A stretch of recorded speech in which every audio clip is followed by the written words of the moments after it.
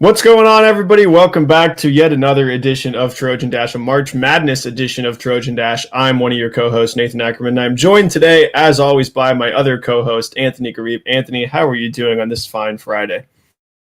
I'm doing good, Nathan. It is Thursday. You said Friday. I was just double Oh check. God. Wait. I think I think that's the second time I've done that today. By the way, today is Thursday. How are you doing on this fine Thursday? I'm doing good. Not to call you out. I'm doing good. What about you? I'm doing all right. You know, it's one of my favorite times of the year. I like to say October playoff baseball, always number one for me in my mind. Number two, March Madness. It's that time of year again. Great to be talking with you about it. Let's get right into it. First, we got to get this out of the way. I don't know how much we want to talk about last week in Vegas because it wasn't a very fun trip for the Trojans, but I guess we have to. Obviously, they had a double overtime win over the Utah Utes. They were the number 2 seed, I'll have you know, over the Utah Utes, who entered the tournament as the number 7 seed, and they had a double overtime. I don't remember the exact score, 6 or 7 or 8 point win over the Utes there. Then they lost to Colorado 72-70 in the final seconds, I guess you could say, but they were trailing for pretty much the whole game.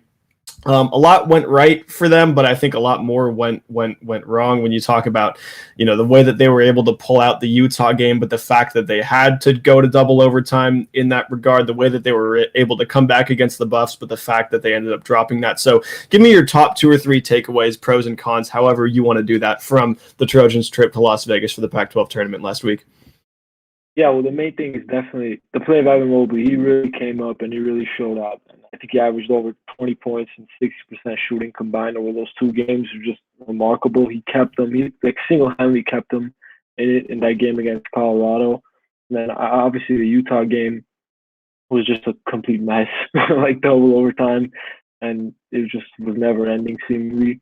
But the main pro is really his play. I think he really showed up, and I was interested to see how he would perform, you know, in the games that mattered most. And he really came out, and he really did a great job. In terms of, I could say one pro in the Colorado game, even though it was a really heartbreaking loss, they kept fighting and they kept staying in it, and that's going to be important. You know, those are going to be games, you know, in the tournament right now where they're not going to be in it, they're not going to be leading throughout, they're going to be battling from the back, and they still kept coming at it. They still kept, you know, chipping away at the lead, and obviously had a chance to win it at the end, but didn't work out. In terms of cons, some of the ones we've talked about this entire season, scoring droughts, specifically against Colorado, just disgusting what was going on in that first half. I think Evan Mobley had about 13 or 20, or I don't remember how many points he had, but he basically had over like 50% of the entire team's points. And then they also went minutes without scoring. And then the other part, free throw shooting, was just terrible. And against the Utah game specifically, the final minute, I think if Ethan Anderson hit at least one free throw, the game would have been done. But I mean, just stuff like that. Really, those are the main cons. The cons that we've talked about so many times. But another pro really is just Luke Peterson continued to show up. He played really well. And one other thing, Hajidi, he's been hot for really most of the season, and then he was kind of cooled off against Colorado in the first half. But just him being more assertive, even though he wasn't scoring the ball as much, still being aggressive, I think was a huge pro. Going into March or going into the tournament, it's going to be important to be consistent, and we'll get into that later on. But those are my main pros and cons from that trip.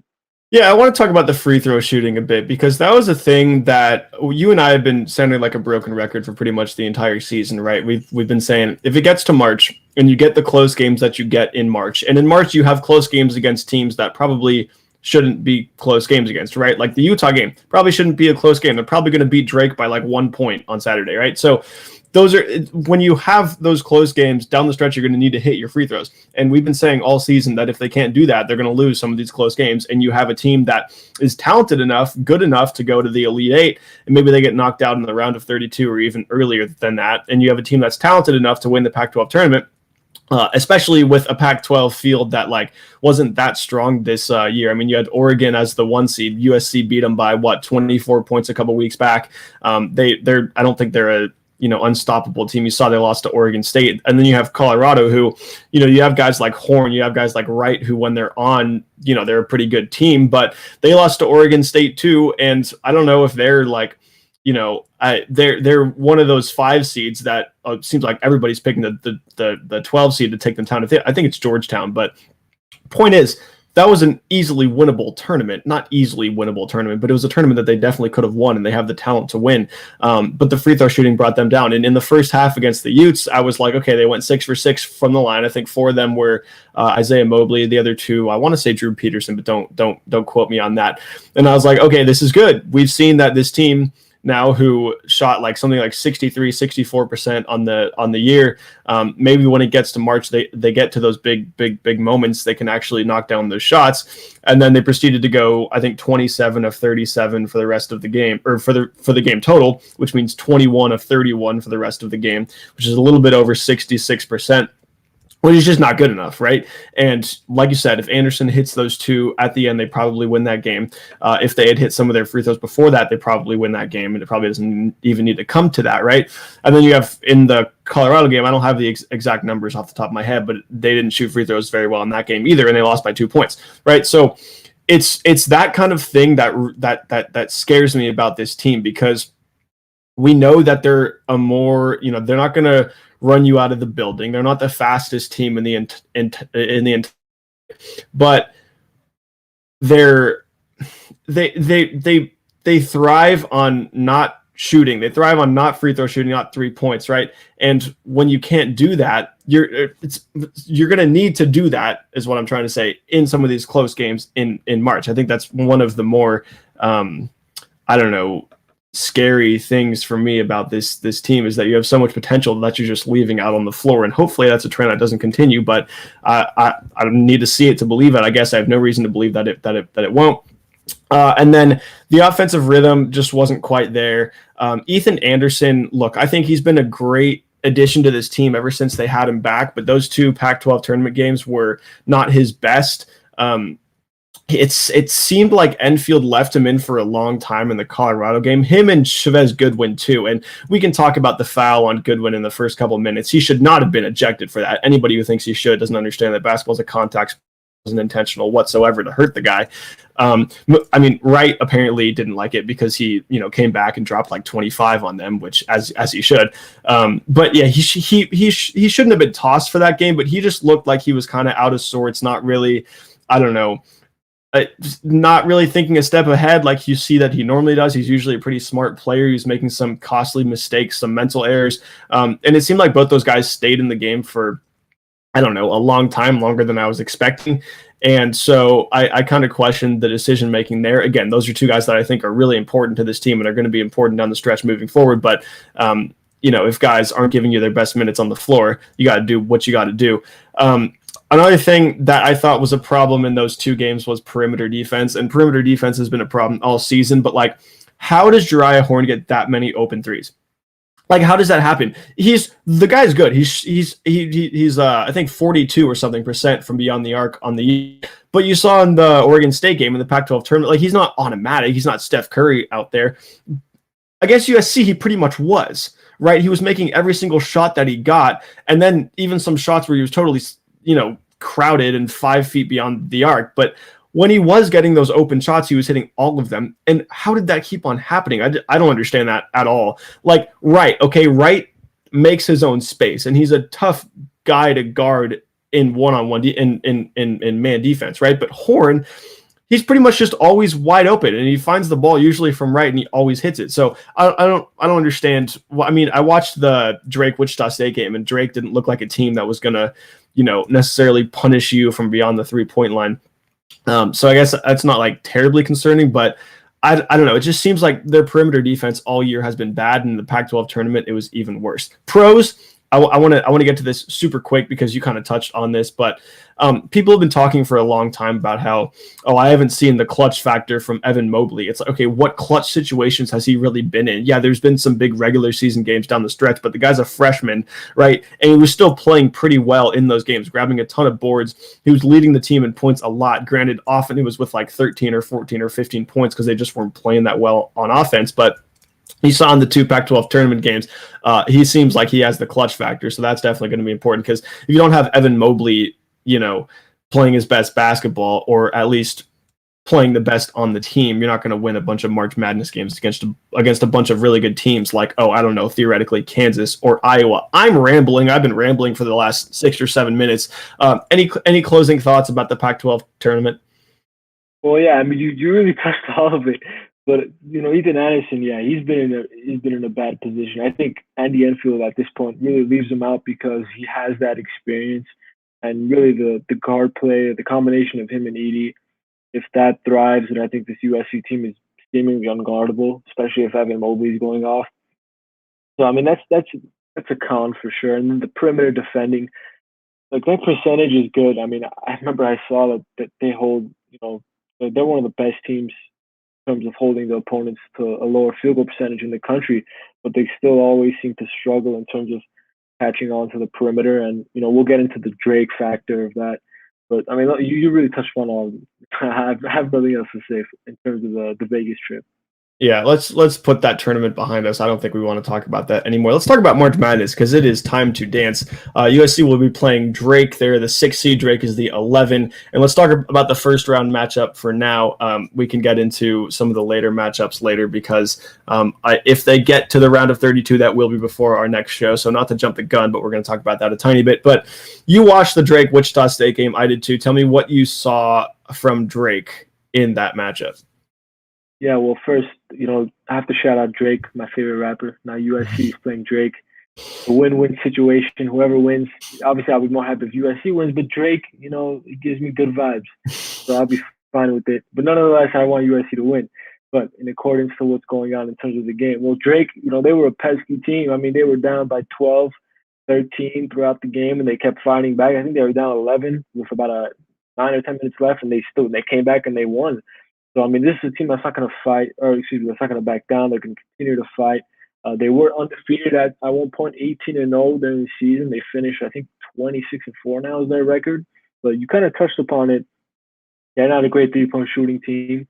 I think their percentage is about 37%. And then they're not even a great free throw shooting team, 71%. So it's a match made in heaven in terms of USC and Drake. So, USC is going to have to make sure that they own the paint. They control the rebounding margin, of course.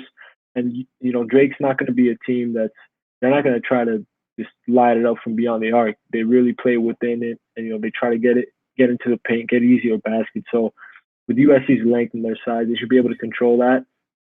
And then obviously moving on in terms of round 32, we'll get into that. But, they got to control the paint. They got to control the rebounding margin. They've got to be disciplined because this Drake team will definitely not go away.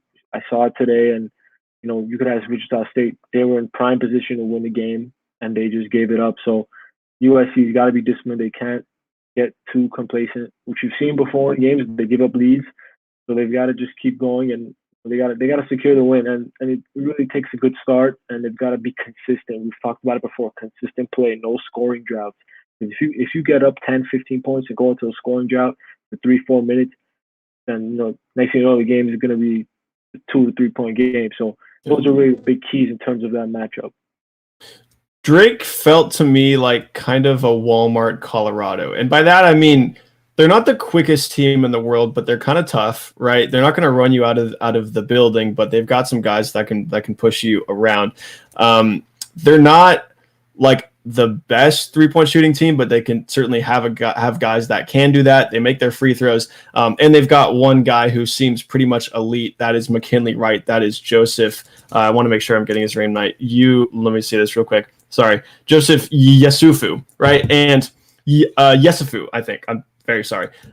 He's a bucket, right? He took over late in the first half against Wichita State. He had that one play where he put that guy in an absolute poster, and then he had that like step back three. And in the second half, he was pretty solid there too. So, but other than that, other than him for Drake and other than McKinley Wright for Colorado, I guess Jariah Horn too. But they don't have anybody that I'm terribly worried about like dropping 25 in that game, right? So and they're a team that isn't that consistent. They're kind of like error prone, but when they get hot, they get really hot, and they can go on these runs that USC is prone to giving up, right? So I think But they're not as good as Colorado, in my opinion. I mean, the offense just looked a little stagnant at times. It looked like they were either stagnant or like running all over the place with no really direction, and it looked like the rhythm just wasn't quite there, especially in the first half, but at times in the second half too. So I think if USC can just control the tempo of that game, limit some of Drake's elite players, limit some of their top scorers, and there aren't that many of them, I think they should be fine. The one thing that I will say about Drake is they're coming in with a lot of confidence and like momentum, just given the nature of, I think it was their first March Madness win in like 50 years. They were down 12 points at one point. They were down big in the second half too, late also, and they had that scare where they were up by 4 and then they tried to get a fast break, and in the span of like 4 seconds Wichita State guy stole it, hit a three, then Drake was fouled, missed the front end of a 1-and-1, and then Wichita State had a shot at the buzzer, missed it, but they survived that, right? And it seems like when you have a team like that like is just a scrappy team, they're not the best team in the world, they're not the fastest team in the world, they're not the biggest team, but they're scrappy, and they what's the word, when they get hot they can be kind of pesky, right? So I think that's the kind of thing that USC needs to watch out for there. And I don't really see like USC being in the position where, oh, if you take 5 minutes off they go on a big scoring run and the game's over, because like I think USC is the better team overall. I don't think it's really that close, to be completely honest, and I think they can survive like, I don't know, a 5 to 10 minute stretch like that. But if they get things out of hand, if they let things get out of hand fast, like if Mobley gets pushed around down low, don't see it happening. If he's never able to warm up, they're not hitting shots, they're not hitting free throws, they could be in for a tight one, I guess, because now I don't know. You could say Drake is like battle tested and they have that like close game experience. I don't want to blow one game out of proportion, but there is some of that sort of spills over into the next round. So I think USC is going to be okay. Again, I think they're just the more talented team and they're the better team, and there's a lot more flow, even at the times when their offense is like not really rhythmic at all, and there have been some of those times. They still look like the more complete offensive team than Drake, and we know what the defense can do. So I don't know. I'm not terrified about Drake. Am I underselling them at all, Anthony? No, I mean you got it really on. I mean, they're not a deep, talented team compared to USC. I think one thing that I wouldn't be surprised if Andy Enfield does is he resorts to 2-3 zone at some point in the game. This is not a good 3-point shooting team, and I think it would work. And obviously, like you talked about it when they played Wichita State today, towards the end of the game, they started kind of giving it up, and they were up by 4 with about 20 seconds. It gave up a 3, some turnovers. I wouldn't be surprised if they just do start off with a little bit of a press, try to take them out of that rhythm. Because you're right. I mean, they have the momentum, and March Madness is a momentum type tournament. I mean, if you're hot, you're winning, and you're playing these quick turnaround games, and that's what you really need. So if they come out and they give a little bit of a press on them and try to pressure them out of the game and put them, just not in their comfort, and I think that would be a huge adjustment that Enfield should probably make. But then, yeah, really, you touched on all of it. I mean, they don't have a 3-level scoring. They're not 3-level scorers in terms of, if you shut out one guy, I'm not sure if they have another player that can step up. If you shut out two players, and they for sure don't have another guy who could step up like that. So that's going to be the important thing of it, really. And obviously, Mobley, if he gets pushed around, which you said probably won't happen, they've got other players they can depend on. But it's going to be important they got to just be focused. And obviously, I think I really would want to see a little bit of a 2-3 zone. Let's mix it up and use their length and go a little bit of a full court press, full court trap, try to get them and not let Drake get comfortable in the matchup. That's going to be a huge key, in my opinion. Yeah, I mean, going into the game, my mindset was like, I'm curious to watch, and I'm going to watch the game because I want to know something about whichever team wins.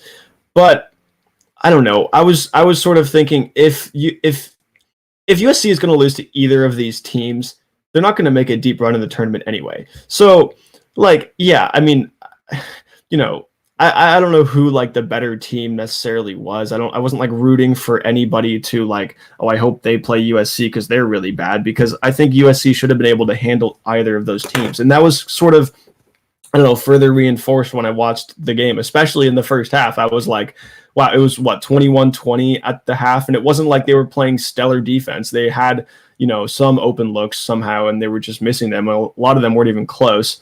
And so I was like, okay, neither of these teams is really that terrifying to me. And I saw a lot of, 11-6, especially if it was Drake, upset picks before the game happened. Like, oh, if Drake wins this game, like USC could be in for a test. And I know the 11-6 is always a popular pick, but this one doesn't feel like that to me, right? It's I don't know. You see what Evan Mobley can do in the big moments. You see a Drake team that, yeah, they're confident, they're have momentum, whatever, they're hot. They just played a great second half. But I don't know if they didn't look like that great of a team to me. So, and things can change on Saturday for sure. Like they can totally change. They could look like, Gonzaga part 2, I guess. I just don't see it happening. I think what I do want to talk about though is because the round of 32 will be on Monday for USC, which is before our next show. So let's get into a little bit of the round of 32 potential matchups. You have the winner of USC and Drake playing the winner of Eastern Washington and Kansas. Kansas has some COVID problems. You have David McCormack, who I believe will be joining the team on Friday. He's expected to be able to play on Saturday. Then you have, Jalen Wilson, who also tested positive. He, I believe, is joining the team on Monday. Not sure whether or not he's going to play. And then one more guy I can't quite think of off the top of my head. I don't think it was like a, one of their, leading scorers or key starters or difference makers or anything like that. But I think he's out for the entire weekend. So you sort of have a range of like from everybody can play to they're going to have a few guys out. And I think that could make all the difference in the world. I don't know. Either way, I don't really see Eastern Washington taking Kansas down, but I think if USC gets into a matchup with a depleted Kansas squad, that's a game that USC could definitely win. What do you think? Yeah, for sure. I mean, the two players that you mentioned, Jalen Wilson and McCormack, I mean, those are two of the top 3 scorers and obviously the 2 leading rebounders. So if they're in a matchup against a depleted team like that, and obviously Kansas has actually been without Wilson and McCormack for the entire Big 12 tournament. So, they haven't really played a full squad in a while. So I think it's a perfect matchup for USC to take the upset. I've seen many people pick Kansas to win the game, which, I understand because of the seeding and, maybe they're not really familiar with the COVID issues. But this is a dream matchup, in my opinion, in terms of the opportunity to go to the Sweet 16. I think USC has the potential to take them down, especially with the COVID issues. And, these are 2 big players. And Jalen Wilson, like you said, not sure if he's playing yet. And if McCormack plays a Saturday, it's going to be his first game in about 2-3 weeks. So this is still going to be a rusty team, but you can't take any team for granted in March Madness. You really can't, no matter who it is. And Kansas is obviously Bill Self. He has the experience. They've still got great talent on that team. But this is a matchup USC could definitely take advantage of if they have the COVID problems. This is something that they should be able to steal a win from and go into the Sweet 16. I wouldn't say it's a favorable matchup because any 3 seed is a great team, but in terms of all the other 3 seeds that they could face, this might be the most favorable because of the COVID issues, but also because USC probably matches up as well. Being a 6 seed, I think, to be honest, and we haven't really talked about this, but their side of the bracket it's a pretty nice path in terms of if they get to play Kansas down the second round, and then they'll probably be favored in that one by a little bit. But then they go against Iowa in the round after that. That's obviously tougher, but it's still a great matchup. It's still a winnable matchup. And then if they pick Gonzaga after that, then that'll be messy. We'll talk about that if that happens. But this is a game that can definitely be a winnable. It can be a bracket buster. I think USC has the potential. We've talked about it before. I mean, it's really going to depend on the defense, it's going to depend on their rebounding, if they can hit their shots. But this is a very, very favorable matchup for USC. I mean, I wouldn't say perfect, but it's a pretty good one for them. Yeah, and I don't know. I think you pretty much touched on it all. I don't know if I have a whole lot more to say about the Kansas game, just because there's so much we don't know about this team. And I know, there's the whole they haven't practiced with the full squad really, even if they have the entire team back. But a couple of weeks ago, they just beat Baylor. And the way I see it, any team that beats Baylor, I mean, obviously Baylor kind of isn't the number 2 overall team in the country, this dominant, like, Kansas, Baylor, everybody else team that it was earlier in the season, but they're still a good basketball team. They're still a number one seed in the March Madness tournament. So any team that beats them is obviously a formidable opponent. Obviously, it makes a huge difference if two of their top three scorers are out. So definitely a game that USC could win. Definitely a game that USC could lose. A lot less. Obviously, they have to get there, though. So let's take a little bit of a step back. And, I think you and I could both see USC going pretty far in this tournament. I think they could get to the Elite Eight. If they match up with Iowa in the Sweet 16, I think that's a game that they could win. It might not even be Iowa. I don't think they're going to lose to Drake. And if they get to the Elite Eight, they're not going to be Gonzaga, assuming Gonzaga's still there. But there's obviously, I don't really know what to predict from this team anymore, just because one night they give us 6 of 6 in the first half free throws. I know that's not something to celebrate necessarily, and they shoot 55% from three, and other nights they can't hit a shot. So give me your overall keys to success in this tournament. After watching this team for the entire season, after watching them last week in the Pac-12 tournament, give me the top 3 things that this team has to take care of if they don't want to get knocked out early?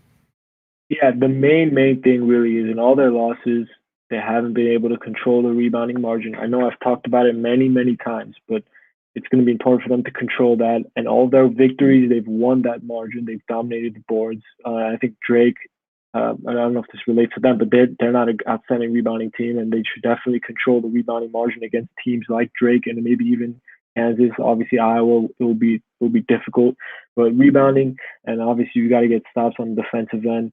This is one of the best defensive teams in the country. I think I actually recently read that they're now the second tallest. I don't know what happened. I guess they used to be the tallest in the nation. Now they're the second tallest. I guess I don't know what that is, but using their length on the defensive end will be very important.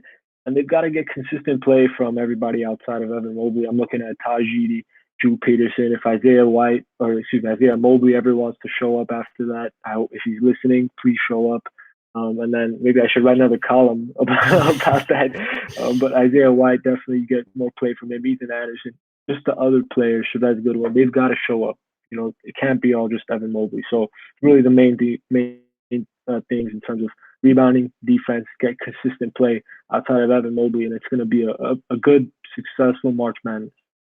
Yeah, I think the number one thing for me is controlling the tempo, because like I said, this isn't a team that's going to just run until they're up by 30 points, right? I think I saw in the Colorado game when Colorado started off hot, they took, they were up 20-8 in half at some point.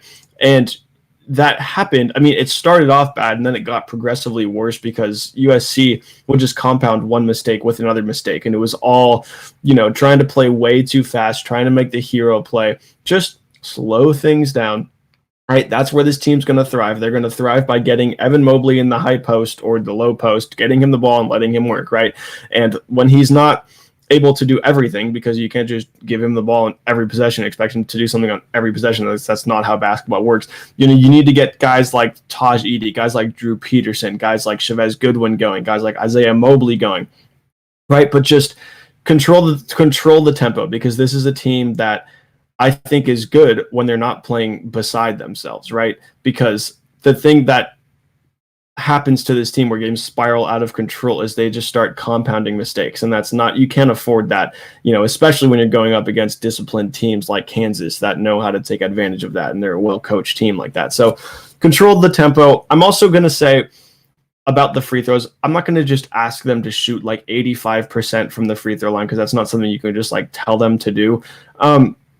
But I saw a lot in the Pac-12 tournament and later in the season of trying to draw fouls, whether it's reckless charges or just going in and flailing your arms and throwing the ball up in the hopes of getting to the free throw line. So you can make one of two or none of two and give the ball back to the other team. I don't know if that's necessarily a formula for success. Obviously, they need to be aggressive, because when they're not aggressive, they just turn the ball over. But I don't know, try to avoid the free throw line as much as you possibly can.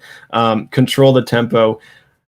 Perimeter defense, if guys are hitting every single shot, you might want to guard them at the three-point line. Like Horn, that might have been a good thing. They probably would have won that game if they didn't leave him open so many times. So if they can do those things, I see no reason why they can't go pretty deep. They're not going to win the whole tournament, of course, but I don't think that's necessarily our expectation. I think when it was on late February, February 20th, 21st, or something like that, they were in first place. They were 2.5 games ahead of Oregon. I'm getting a FaceTime that I have to reject. Go away. Okay, sorry. They were 2.5 games ahead of Oregon. They were in first place with like 4 games to go. They obviously didn't end up winning the Pac-12 regular season title. They didn't win the Pac-12 tournament. I think those were 2 pretty disappointing things. So I think it's not, too harsh to say that it would be pretty disappointing if this team doesn't go at least to the Sweet 16 or maybe the Elite 8, given how the regular season ended and I guess what could have been, right? So again, I'm not going to say like they need to win March Madness or it's a total failure of a season or they like totally collapsed in February and March. Like that's not what I think. But I think, it would be nice to see this team sort of like, I don't know, say, okay, we didn't win the Pac-12. We didn't win the Pac-12 tournament. Go into this tournament a little bit hungry and I don't know, maybe knock off a Kansas, knock off an Iowa, knock off an Oregon like we've seen that they can do. Because I think when they're playing their own basketball, when they're hitting their shots, when they're not playing out of control, when they're controlling the tempo, I think this team can beat pretty much anybody. Yeah, definitely. I mean, that's a good point, controlling the tempo. They got to play their style. And one thing we forgot to mention, Drake plays really fast. And if they try to play fast, then they're going to lose. I mean, they've got to play their style. It's been working the whole season. You just got to just do what you've been doing the whole year, and I think they'll be in a good position. But like you said, Sweet 16, Elite 8, that's a status. If they're out, like if they lose in the first round, it's a complete failure. Yeah. If they lose, I don't even want to think about that. But if they lose in the second round, it's also, all right, that's still a failure. But you got to go to Elite 8, Sweet 16. That'll be it. I mean, Elite 8 would be a dream scenario. Obviously, a dream scenario would be winning a championship, but the chances of that are not that likely. But going to the Elite 8 is a perfect scenario, in my opinion. But you touched upon it all. I think it's going to be interesting to see what happens. Yep. All right. We're running a little bit over time. Let's hope next Wednesday we're talking about actual basketball, Sweet 16, Elite 8 matchups rather than what went wrong at the end of the season for USC, because that would not be a fun show to do. Until then, Trojans play on Saturday. If they win again on Monday, we'll just have to see. That's going to do it, though, for this edition of Trojan Dash. Make sure you guys always tune in to Trojan Dash every Wednesday, at least until the season ends. Then we're going to have to figure out the schedule from there. Don't know what's going to happen. Don't ask me. Make sure to follow us on all of our social media platforms, Facebook, Instagram, TikTok, not Snapchat. I said Snapchat last week. We don't have that. Twitter. Make sure to go to our website at Dash Sports TV to check out all of our content from all of our various shows from all of our 12 Pac-12 schools, and we have exclusive columns with Sports Pac-12. Anthony is writing one for them over there. Make sure to check out his awesome work. Anthony, anything else?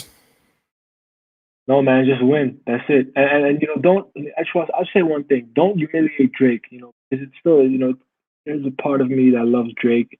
So don't humiliate. Just win, but don't humiliate Drake. For the namesake of Drake, even though it's not related to the rapper. Win, but don't humiliate Anthony's favorite rapper by winning a basketball game too much. Makes a ton of sense. Yeah. All right, we'll see what happens. Until then, bye.